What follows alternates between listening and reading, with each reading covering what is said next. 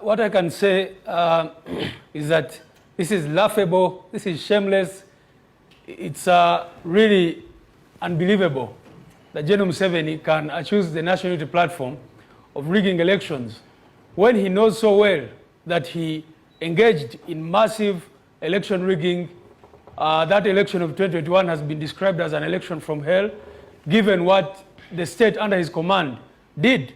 Engaged in ballot stuffing, rigged elections with impunity, arrested our polling agents, captured people who had our DR forms.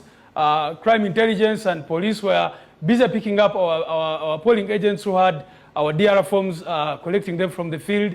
So how can a man who rigged elections, and everybody in this country and in the whole world knows that we had an election that was not free and fair, how can he come up to accuse the National Unity Platform of rigging elections?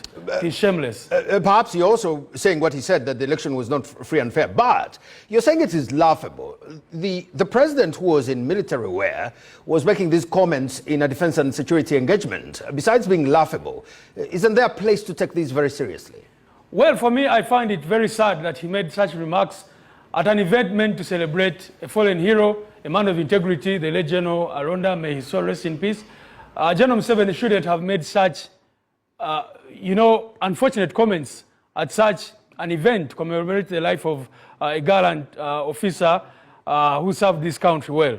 So it's very embarrassing. Do you have a take on the timing of this? I mean, it's clear that he's setting stage for what he probably wants to do in the next election.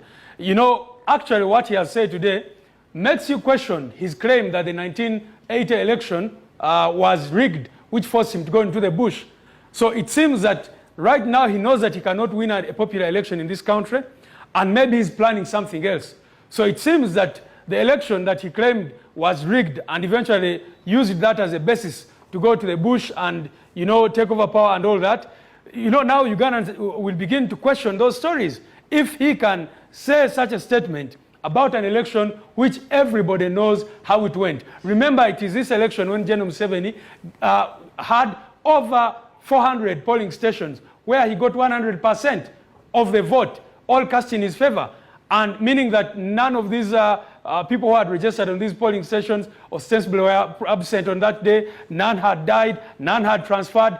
All these people voted and voted for one person, which is ridiculous by all standards, which is impossible. So he rigged this election. I mean, international observers, as you remember, were not accredited to observe the election. I mean, you remember what happened. Then they started abducting our people, doing all sorts of things. And this is the head of state coming up to shamelessly claim that it is a National Unity Platform which rigged. And he gives a figure of 1 million votes. You can imagine how ridiculous that is. Break down this for us, since you're counsel and you've also taught law.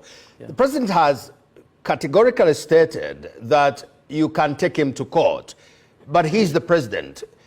Legally, can he be taken to court over this matter, or even when he has invited you to take him to court on this? Certainly, you cannot, legally speaking, in the courts of Uganda, and that is why, with all the impunity that goes on there, but even legally speaking, he enjoys this immunity, which in many ways is the reason why he has decided to stick to power for all this time, because he knows that Ugandans cannot challenge him legally on these atrocities and the crimes he continues to commit and his regime.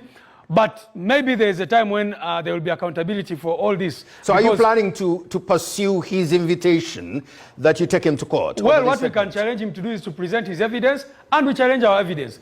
If General Museveni says we rigged the elections, why didn't he allow this evidence to be presented in the Supreme Court? You remember they went after Justice Eza Chisache, who actually ruled that Honorable Kyagulanyi should have been allowed to present his evidence before the Supreme Court.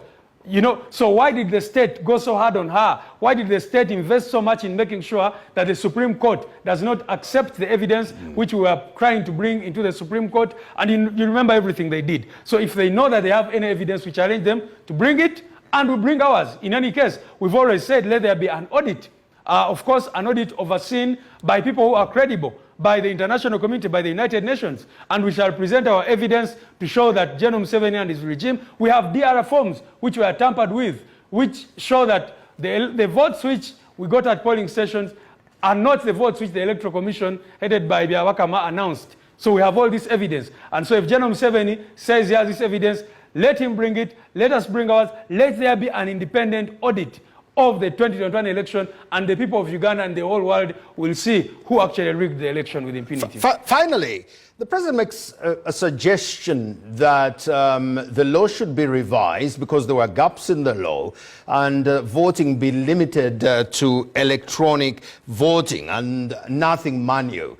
Do you agree with him that that could help, or that is also something you are against? The problem in Uganda is not laws. The laws are okay. It is just abuse of the laws. I've already told you that there were over 400 polling stations, 409 polling stations in particular, where he gave himself 100% of the vote.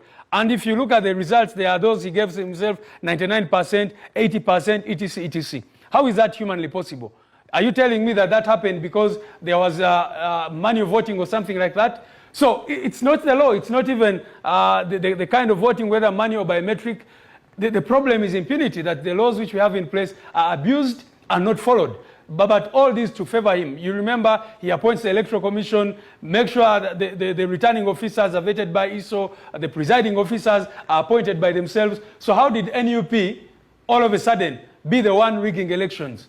I mean, how shameless could he be to make such a suggestion?